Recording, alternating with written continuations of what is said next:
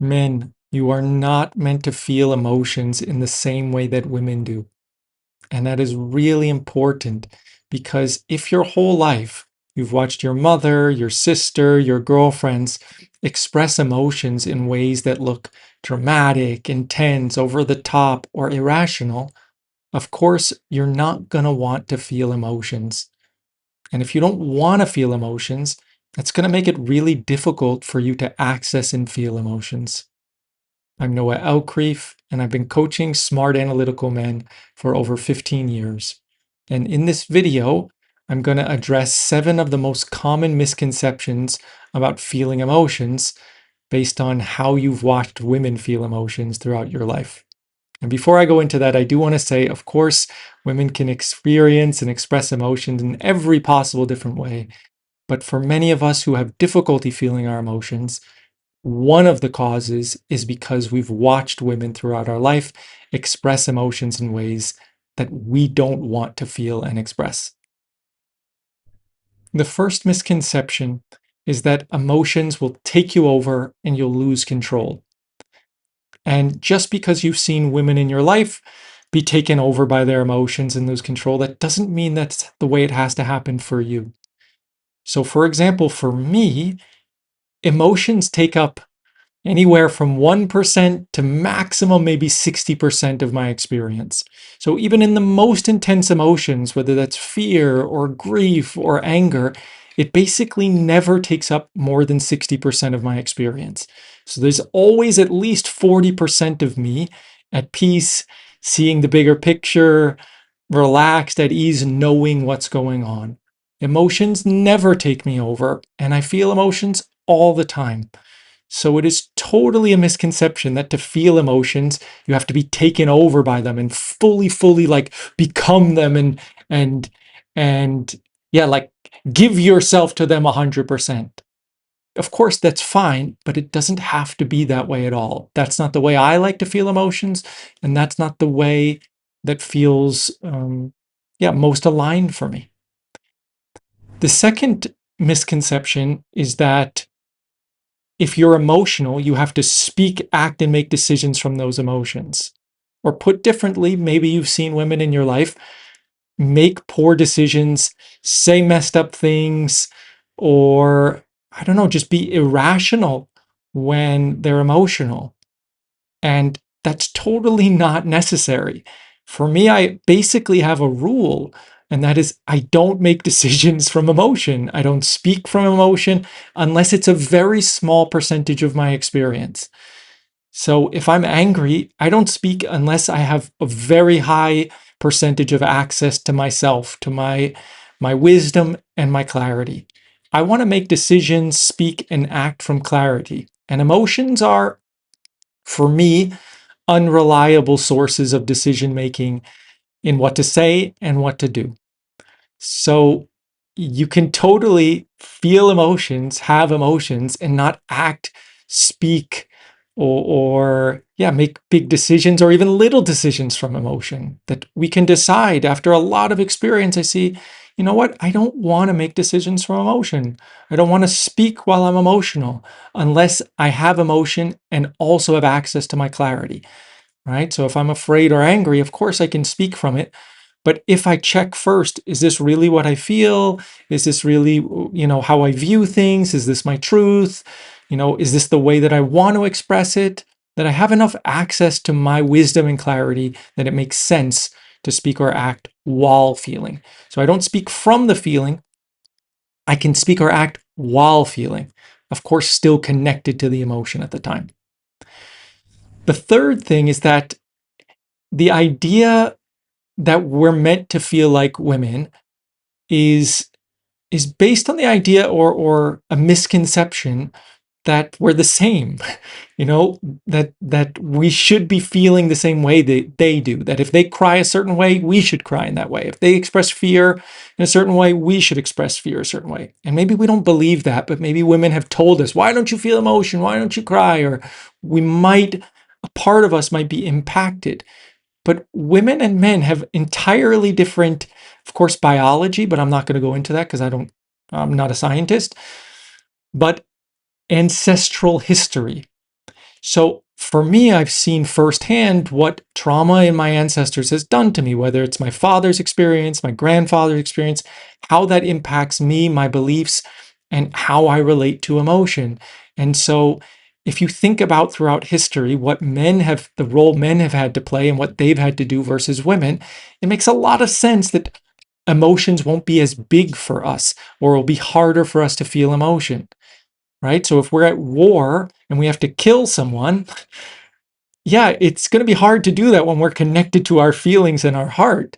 Or if we watch our friend die right next to us, it's going to be hard to keep going if we have a lot of access to our feeling and our heart.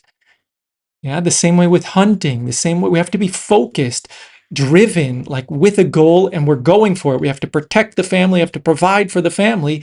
That's not a space for emotion. Whereas historically, women needed to be connected to their emotion, or in other words, it's more advantageous or helpful to be connected to their emotion in order to take care of the children and not abandon them. So we're disconnected from our emotion in order to sort of abandon the person who just died and keep going. And women are set up where it's more helpful for, the survival of the species, for them to stay connected to their emotion. And that has a really big impact, that it's harder for us to feel emotion, and we're not meant to be overtaken by emotion or operate through emotion the same way that women are. The fourth misconception is that feelings have to be dramatic or intense. They do not. You know, when I feel sad or hurt, oftentimes I feel it internally. I'll feel emotion at a restaurant. Nobody will have any idea what I'm feeling. I'll feel it in a train. Nobody will know. If you're standing right in front of me, probably 70 to 80% of my feelings, you'd have no idea, because I feel it internally. I don't need to show it. I don't need to cry. I don't need to scream. I don't need to make a fuss about it. I feel it inside. And even if I do cry, I often do what I call a 2-second dry cry. So it might look like, and then it's done. It's not something that has to be intense. Even, and that doesn't mean I'm not feeling deeply. I could feel the depth of hurt of my mom being mean to me or being bullied. I can feel the depth of fear of, when my father wasn't around or no one came when I was a baby. And I can feel those feelings all the way back to really, really early on. And that fear, I can hold it. Of course, it's a skill that I've developed over time, but we can hold deep, deep feelings and contain them without it being like over the top dramatic and emotional. And that's not to say dramatic and intense are bad. There are moments where I've felt that way too. It's just to say that that's not necessary, that you don't have to feel it in those ways, that you can feel the depth of emotion, the fullness of emotion, without it ever being so intense or dramatic, or even noticeable from the outside. The fifth thing is quite important, and that is, if you've seen, women in your life expressing emotion in vulnerable ways, you might have thought that they're weak, um, and that they're less solid. And that might have been true, that when you watched a woman expressing vulnerable emotion, she seems weak, fragile, a mess. But just because you saw a woman in a fragile state expressing emotion doesn't mean emotion is fragility. And that's really, really important, because for me, emotion makes us more solid. Emotion has definitely made me way more solid because, for example, maybe for you in your relationship, or for many men in their relationship, we get defensive. Why do we get defensive? Because when they say something, it kind of hurts our feelings, so then we have to defend it. Well, basically, that means we're fragile. If we're taking something personally, it means we're fragile, right? Just because we're not expressing emotion doesn't mean we're not fragile. For me, if we're scared to feel emotion and we take things personally or get defensive, that's being weak and fragile, which is okay. There's nothing wrong with it. But to become truly solid inside, to feel really, really strong inside, we have to feel emotion.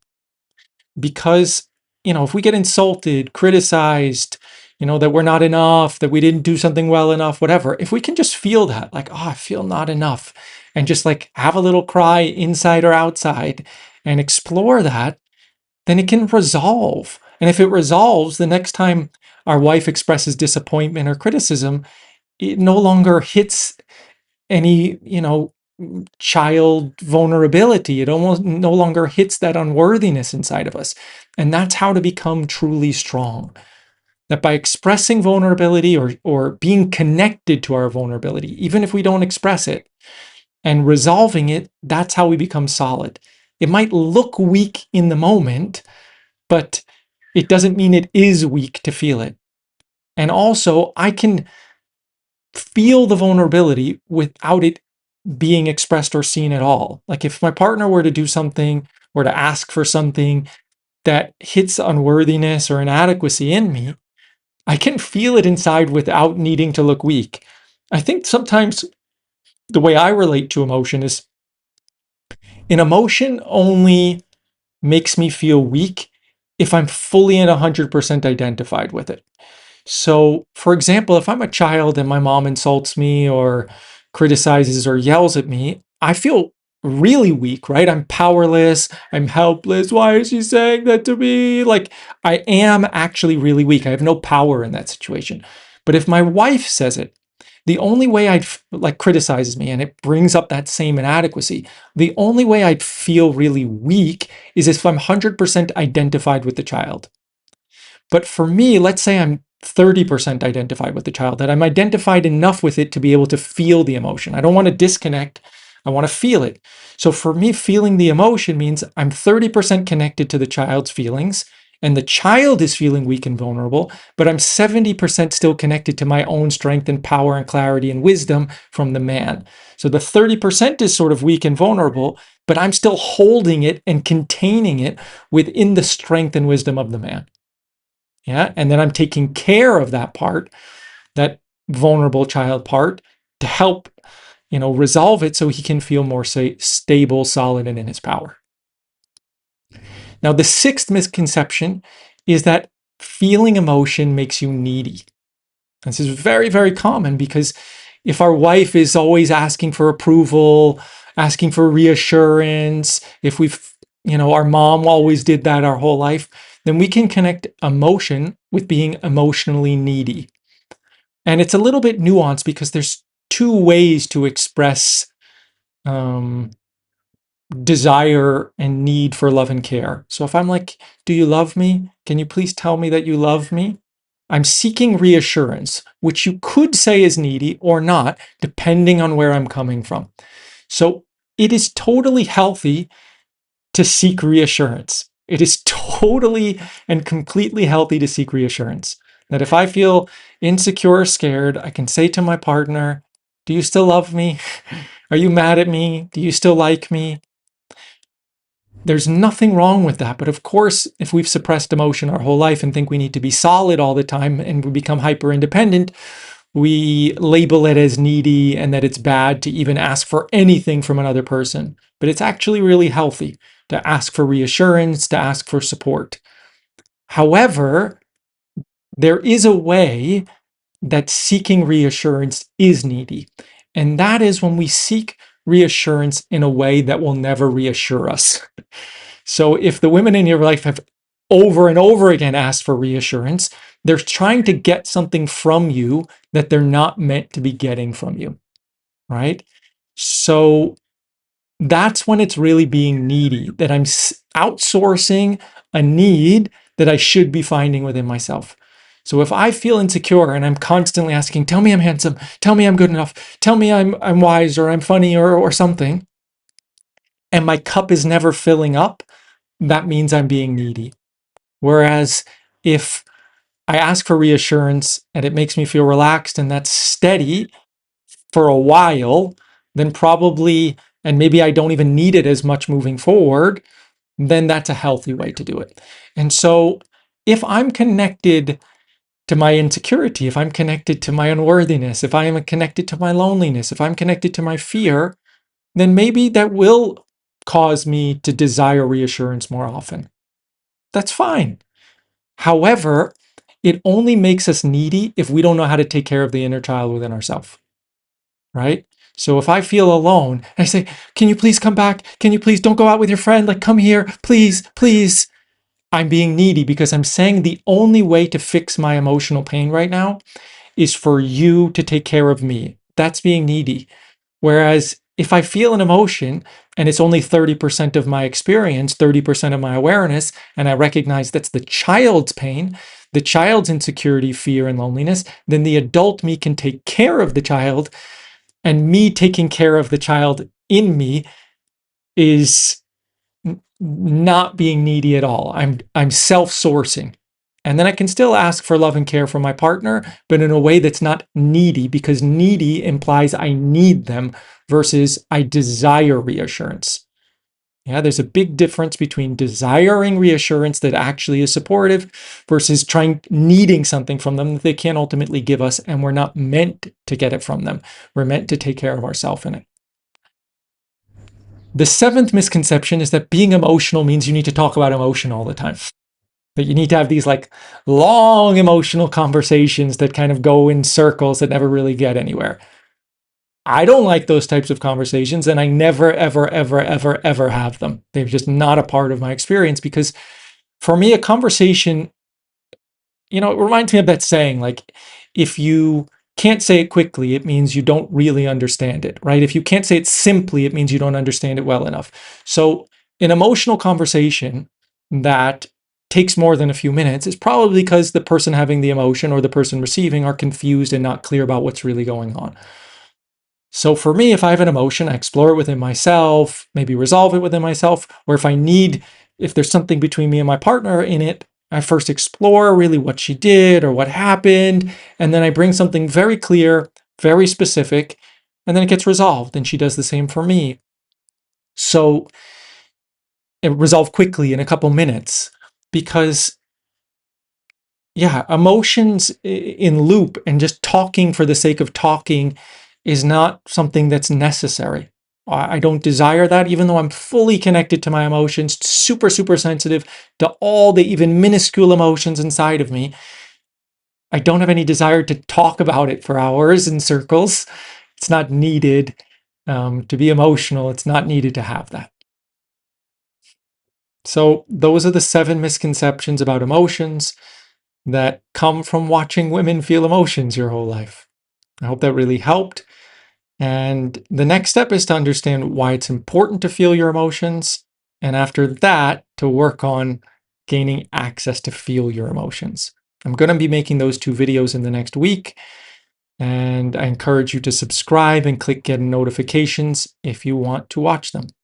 And if those videos are already out because you're watching this video much later, then check on the screen or in the description for the links to those other videos.